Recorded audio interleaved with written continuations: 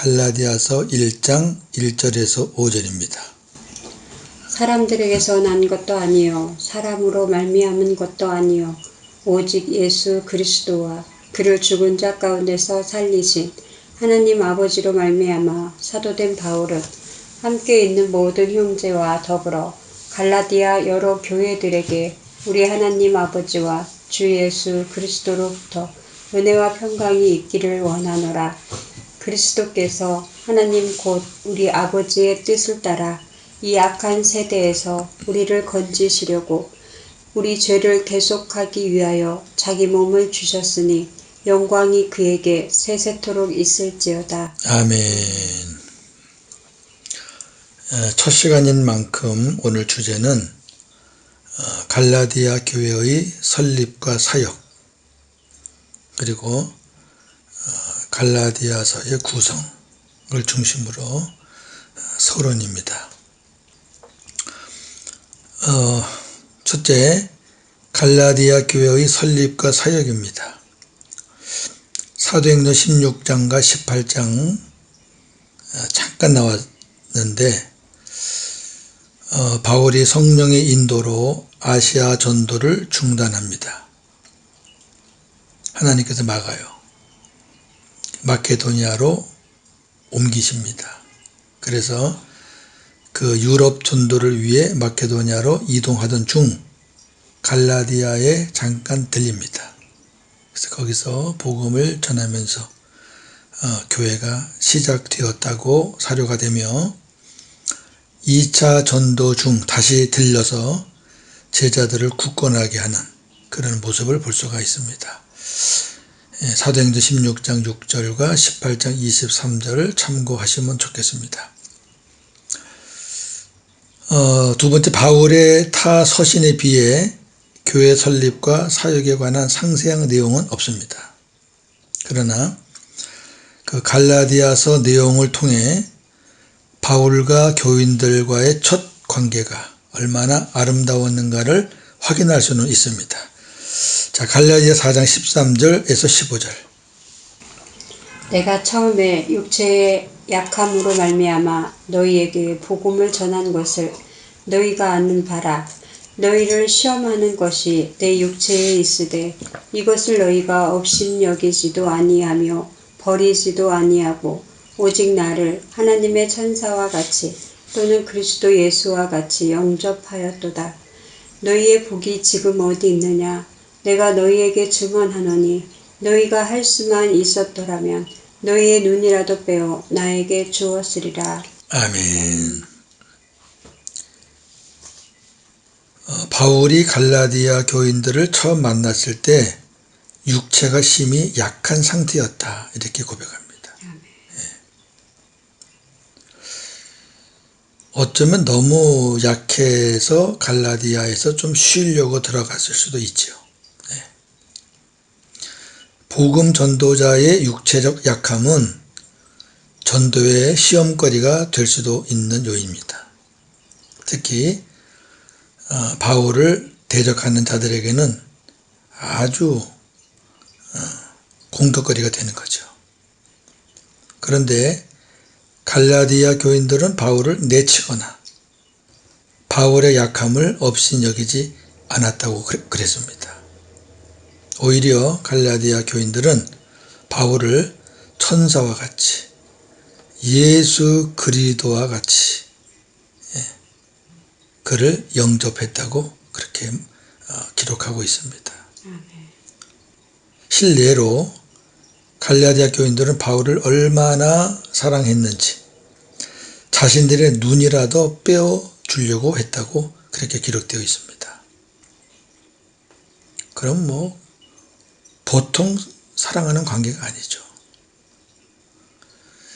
이 말씀을 보면 바울의 육체의 약한 부분이 눈이었음을 암시하는 것입니다. 그러니까 눈이라도 빼어줄 정도가 된 거죠. 허리가 아픈데 눈을 빼어준다 그러겠어요. 자, 이 부분에 대해서 성경적인 근거는 있습니다. 바울이 예수 그리스도를 처음 만났을 때 용광의 빛으로 인해 3일간 앞을 보지 못했습니다.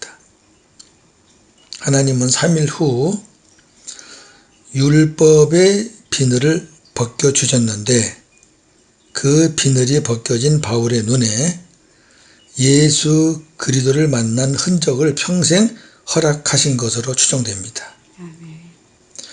바울의 약한 부분이 눈이라는 성경적인 증거들은 바울이 서신들을 직접 쓰지 않고 대필자들을 통해 기록한 것과 서신 마무리에 큰 글자로 자신의 서신임을 알렸다는 것입니다. 갈라디아 6장 11절 참조하시기 바랍니다. 셋째, 이처럼 갈라디아 교인들의 첫 마음은 따뜻했잖아요. 천사를 영접하듯 예수 그리스도를 영접하듯 했다. 자기의 눈이라도 빼어주려고 했다. 그런데 바울이 머물렀던 시간이 짧았던 것 같습니다. 그 복음을 받은 지 얼마 안 되는 초신자 수준밖에 안 되는 거죠. 그러다 보니까 율법주의자들이 침투해서 가진 유혹으로 해방합니다. 바울이 없는 빈자리에 막 들어오는 거죠. 그런 것들 때문에 많은 갈라디아 교회 교인들이 복음에서 이탈하는 일들이 일어납니다. 아주 간교합니다.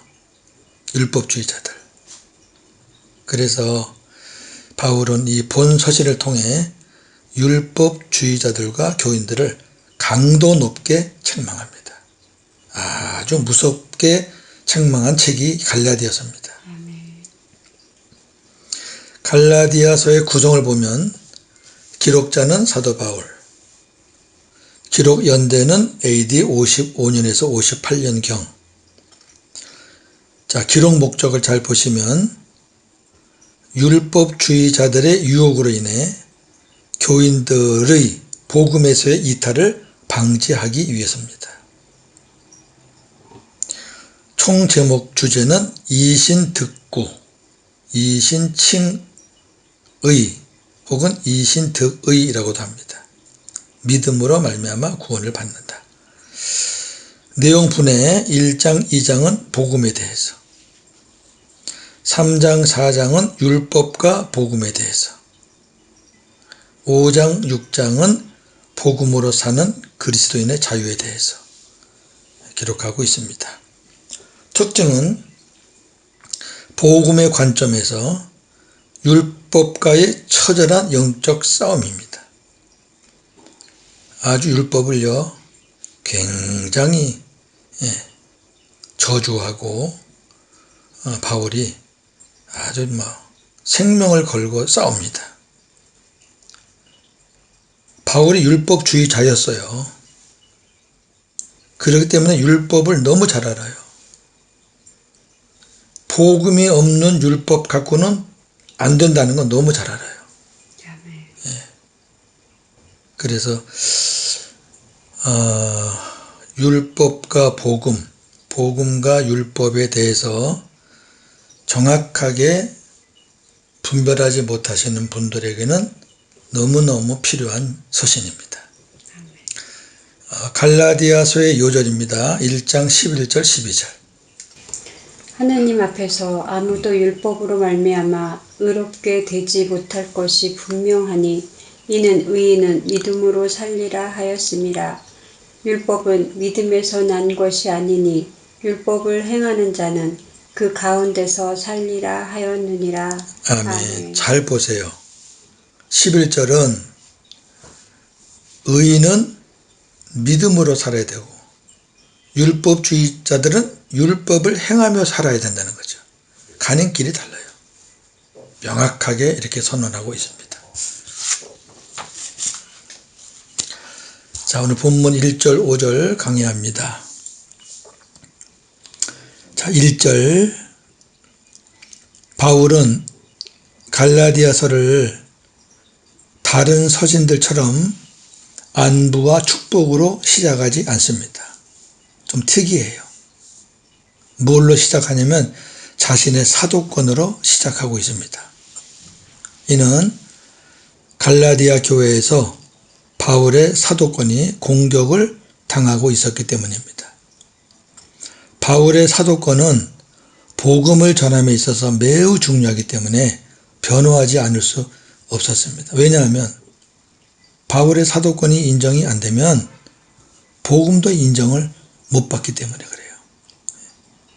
자, 바울의 사도직은 사람이나 어떤 단체의 추천으로 된 것이 아니라 예수 그리스도와 하나님 아버지로부터 부여받은 직책이다, 이렇게 고백합니다. 성경의 사도의 자격은 사도행전 1장 21, 22절에 보면 예수님과 동행하였고 또 예수님의 부활을 목격한 자라야 합니다. 바울은 예수님 살아생전에는 예수님을 못 배웠지요. 그러나 다메섹 도상에서 부활하신 주님을 직접 배웠기 때문에 사도의 자격이 있습니다.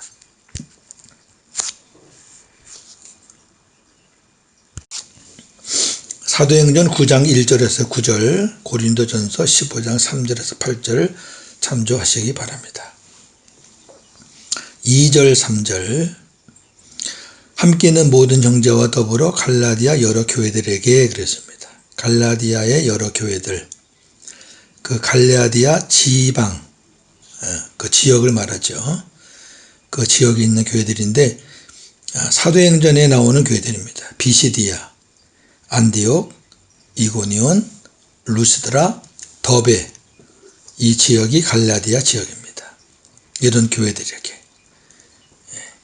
우리 하나님 아버지와 주 예수 그리스도로부터 은혜와 평강이 있기를 원한다. 당시에는 서신을 돌려가며 읽었죠. 갈라디아 여러 교회들을 돌려가며 읽으라는 그런 의미고요.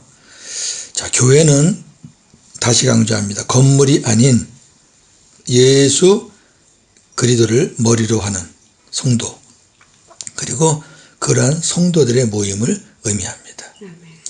초대교회 때 무슨 건물이 있었겠어요? 가정에서 모이거나 간단한 처소에서 모였죠. 은혜와 평강, 은혜는 헬라적 표현이고요. 평강은 히브리적 표현입니다. 이걸 좀 신학적으로 보면 이방인과 유대인, 그렇죠? 헬라는 이방, 히브리는 유대인. 그러니까 이방인과 유대인 모두에게 하나님 아버지와 예수 그리스도로부터 오는 은혜와 평강의 복을 기원하는 것입니다. 은혜는 구원, 뿌리, 평강은 결과, 열매입니다. 은혜가 있으면 평강은 자동으로 따르게 되어 있지요. 4절 5절 4절 5절에서 바울이 이렇게 서신 서두에 예수 그리스도의 십자가를 언급하고 있잖아요. 참 드물어요. 갈라디아서는 다른 서신과 많이 달라요. 시작부터 아주 살벌해요. 왜 이렇게 시작하냐면은 갈라디아 교회에 침투되어 있는 유대주의자들이 절기와 할례 등 율법은 아주 중하게 여겨요. 그러나 예수 그리스도의 십자가는 가볍게 여기고 있었기 때문에 갈라디아 교인들이 그 영향을 받고 있는 거예요. 그래서 예수님의 십자가를 언급을 하고 시작을 하고 있습니다. 어떻게 얘기하고 있죠? 그리스도의 구속은 하나님 아버지의 뜻에 따라 된 것이다. 유대주의자들이 하나님은 믿거든요. 하나님은 아주 철떡같이 믿어요. 그런데 예수님은 믿는 둥 마는 둥 해요. 십자가를 할례 받는 것만 못하게 생각해요. 그러니까 바울이